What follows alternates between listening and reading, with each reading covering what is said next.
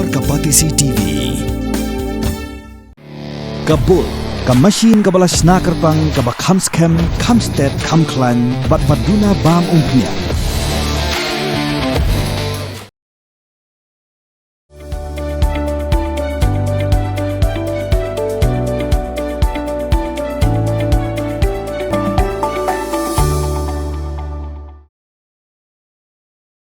Umedrang ba kajelau konrat ke sangma ha khanyu trik rusaw ajar phosan ula pintip ba ula Buddien ban Dawa ke Sorkar Pdeng naga bintaban penyo no laga Jong ka Meghalaya IS Cadre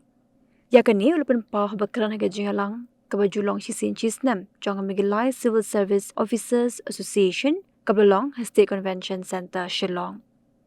Umedrang ba ula yaro ki officer MCS kibla IT met bat mensim hagakam bat gajimpin scam me gajingkut jingmut Jong ka Sorkar ban penklan ni kirukam trekam hagajela kiwepat kibla ajingkran hagani sngi kenthop yu commissioner and secretary ka Sorkar jilla ba Cyril Pdeng do ka deputy commissioner Jong ka East Khasi Hills ka Kongrozeta Mary Korba u deputy secretary ka chief minister secretariat ba Alexander S Mukhim bat kiwe no work or no kind of thought process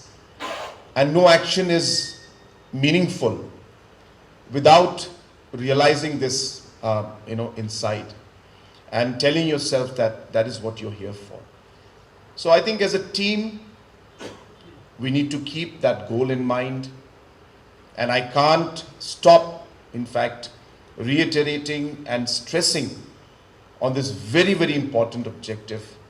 Because if this objective and this purpose is not clear in front of you, I'll tell you there are so many situations where you will be misguided, you will, divert, you will maybe end up doing the wrong things, which at the end of the day will be harmful to the people as well as to you. And therefore I think, I repeat this, I know it's very tiring for all of you to hear this every time, but I hope that every morning when you get up, that is the first thing that you should tell yourself, that there is a purpose for me, and the purpose is to do some good for the person who I meet today and for the people of my state, and be able to make that positive difference in their life. And I think this reminder of this every morning, again I'm sharing something slightly personal, but this is really my morning prayer. I'm being very candid with you today. I get up and these are the words I repeat to myself every day without fail. And it motivates me and allows me to work.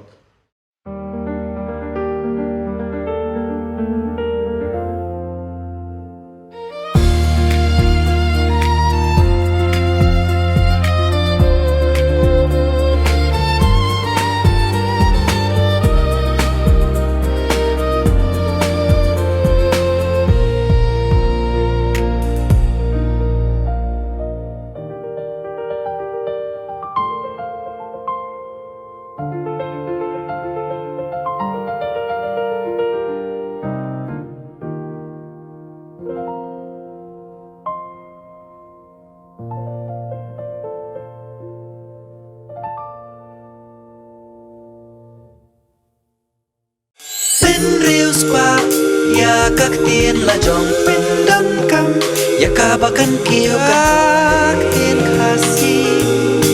các tiên là Jong, ai cần rồi cần pa. Balay pi on gate, habangi don laga Jong ka kan tiên khasi, kerdop lani phalor,